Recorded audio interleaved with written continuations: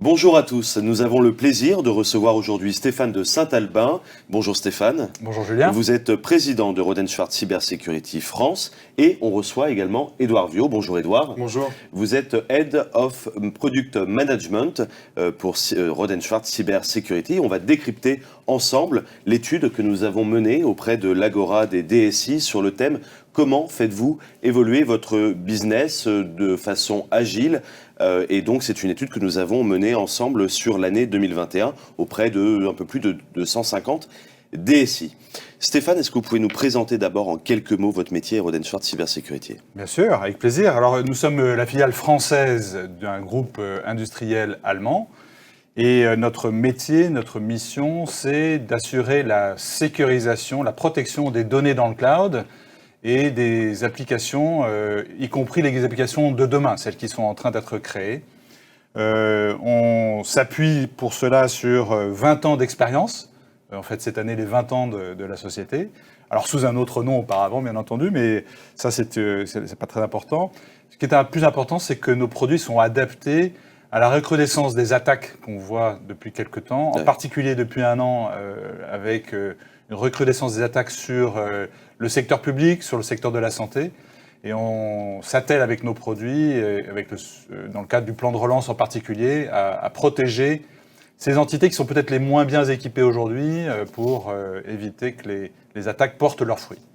Alors, que nous révèle cette étude que nous avons menée et quels sont les premiers constats à retenir ? Alors, ce qui est très intéressant, c'est qu'elle montre que 87% des organisations déploient des applications dans le cloud. Elles en retirent un nombre de bénéfices qui sont connus. Le fait que les applications dans le cloud peuvent évoluer facilement, elles peuvent scaler. Il y a des économies en termes financiers puisqu'on peut aussi payer en fonction de ce qu'on utilise véritablement, alors que dans le mode traditionnel, l'infrastructure coûte cher. Permet des déploiements plus agiles et une automatisation élevée qui évite les erreurs humaines.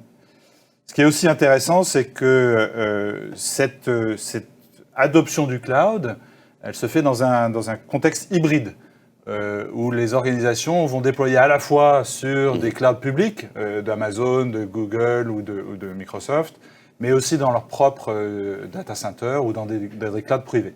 Et nous, toute notre stratégie, c'est de fournir une solution pour la sécurisation des applications qui soit complètement agnostique et qui permette aux organisations d'avoir une vue globale de la protection de leur sécurité, de leurs applications, quel que soit le mode de déploiement.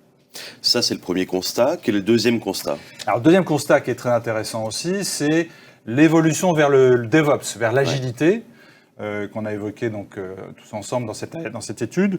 Il y a à peu près 3/4 des réponses qui indiquent que soit on a embrassé ce modèle, soit on est en train de le faire.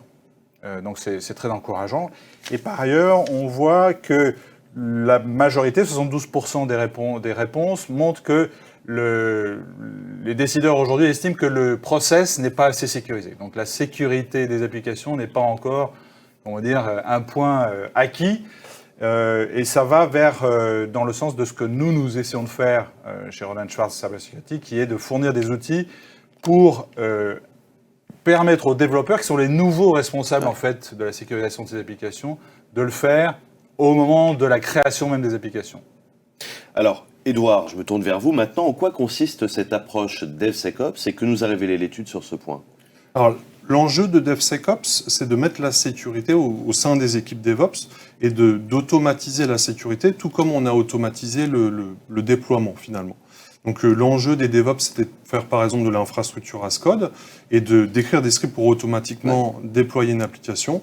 Ici, l'enjeu, c'est de faire du security as code, de décrire à l'avance la sécurité au moment où on la pense, pour ensuite, une fois qu'elle soit déployée, qu'elle soit complètement automatisée. Et ce qu'on voit dans l'étude, finalement, c'est que les technologies utilisées sont de plus en plus à base de conteneurs, de microservices. Donc les gens ont besoin de technologies qui s'adaptent à ces nouveaux paradigmes, en fait. Et les microservices, typiquement, vont communiquer entre eux. Donc il ne faut plus seulement protéger des API publiques, mais les API entre les microservices de l'application. Le deuxième point, en dehors de la technologie conteneurisée, on nous a remonté aussi un besoin de collaborer entre les équipes et d'intégrer justement la phase de sécurité au moment du build. Donc on pense la sécurité au plus tôt avec les nouvelles technologies utilisées par les applications, et surtout on casse les silos pour avoir la sécurité dans les mêmes équipes que les développeurs et que les personnes qui gèrent l'infrastructure. Et alors, comment on va mesurer justement le succès de cette démarche ? Donc il y a plusieurs KPI pour mesurer ça. Déjà, la rentabilité, tout ça on le fait pour innover plus vite finalement. Et donc la sécurité, son automatisation, tout l'enjeu, c'est de porter l'innovation plus rapidement aux clients et d'avoir des retours plus facilement des clients pour innover plus rapidement. Vous avez parlé de l'enjeu d'adoption par les équipes de DevSecOps. Comment vous adressez-vous, Rohde & Schwartz Cybersecurity, cette problématique ? Alors justement, on a pris nos moteurs de sécurité qu'on développe depuis des années, mais on les a mis sous forme de conteneurs pour suivre la même maturité que les applications. Et tous ces moteurs de sécurité sont dans un conteneur qui est hautement scalable, qui s'adapte justement aux applications qu'on appelle cloud native, qui s'orchestrent avec des technologies comme Kubernetes par exemple, et qui sont pensées aussi pour les DevSecOps. Donc on est capable de décrire dans des fichiers de configuration sa sécurité, et une fois qu'elle sera mise en déploiement, injecter ces fichiers de configuration pour automatiquement baisser le nombre de faux positifs, faire le travail de sécurité. Stéphane, pour terminer, pour conclure, on parle beaucoup de transfert de compétences et de responsabilités vers les équipes de développement. Est-ce que vous pouvez nous en dire un petit peu plus pour conclure ? Absolument, c'est un des éléments clés qu'on a identifié pour faciliter cette évolution vers le DevSecOps, c'est de créer de l'aide, de l'entraide. Et on a créé pour cela un site communautaire qui va permettre aux experts du développement, aux experts de la sécurité, aux experts de l'infra, de partager ensemble les bonnes pratiques, de s'entraider et d'apprendre en fait à passer cette étape du process sécurisé pour que la sécurité ne soit plus un problème, mais fasse partie de la solution. Voilà. Merci Stéphane de Saint-Albin. Je rappelle que vous êtes président de Rohde & Schwartz Cybersecurity. Merci Édouard Viaud.